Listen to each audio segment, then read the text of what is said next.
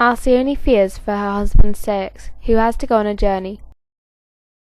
This is an extract from Ovid's Metamorphoses.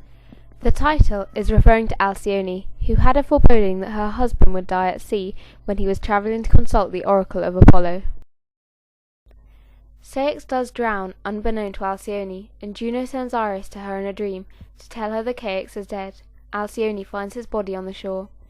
This poem is Alcyone's plea for her husband to stay behind. However, he, Ceyx, informed you of his plan beforehand, most faithful Alcyone. In this sentence, the plan refers to his trip to visit the oracle. The te, or you, immediately makes the line personal and draws you in, feeling pathos for the character, but also shows the reader that the narrator is dressing Alcyone. Fidelissima is a superlative. Its emphatic positioning at the end of the line shows their very strong mutual love. Her innermost bones immediately felt a chill, and a paleness very like that of boxwood covered her face, and her cheeks were wet with tears pouring down them. Ovid was the original person to use phrases such as felt a chill to describe grieving people as pale. Phrygius, pallor, and buxo make the piece graphic. The buxo, boxwood, is a very pale wood, and the mention of trees conjures up images of weeping willows and connections with sadness. Maguere looks like the infinitive, but has been syncopated to fit in with the metre. 3 times she tried to speak, 3 times her face ran wet with tears, and with sobbing interrupting her loving protests.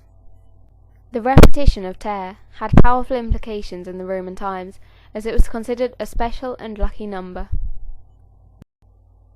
The repetition of p's and q's in que, pias, and querelas, combined with the polysyllabic words such as interrompente, make it sound like she is sobbing and draws out her sadness. She said, "What fault of mine is it, dearest, that changes your feelings?" This is a standard fashion of rhetorical questions, familiar with departing lovers in Roman literature. The kai culpa and carissime have hard sounds, which are juxtaposed with the long weeping sounds of before. This shows her anger, though Ceyx is still carissime. Here she is using emotional blackmail. Where is it, the concern for me which used to be all important?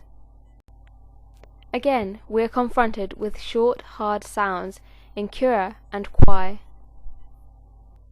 Are you now able to be untroubled at being away, with Alcyone left behind?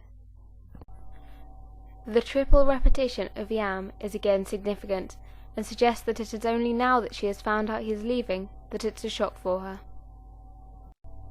As is typical in love poetry, Alcyone begins on line 7, blaming herself. Then on 8 to 9, she asks how he can love her and leave her, blaming him. Then finally on line 10, she leaves with the relicta, and how she cannot comprehend being left alone.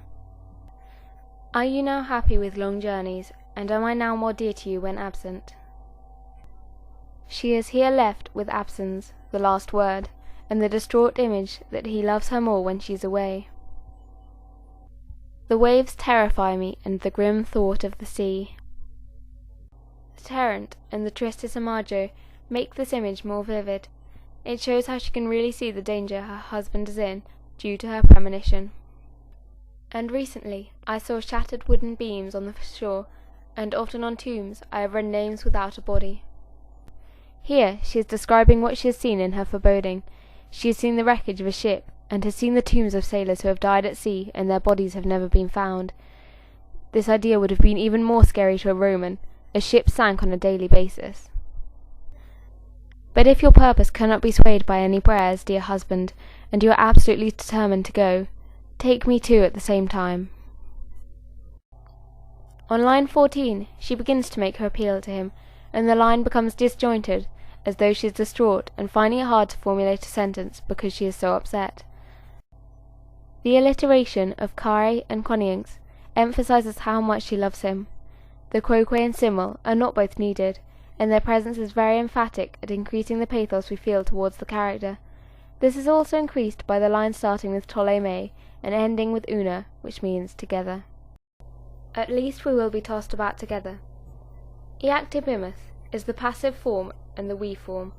This is the same as all the verbs in the rest of this passage. The constant mur and mus show how they are in love, and she is willing to take the journey to her death to remain with him. And I need not fear anything except the dangers which I face, and we will endure it together. Una and partia are at the end of two lines, which have emphatic positioning, again showing their togetherness. There is a play on words with parter and partia, showing how they will suffer together. Whatever will be, we shall be carried together over the wide seas. Partia is again repeated, and all the verbs are passive and in the we form.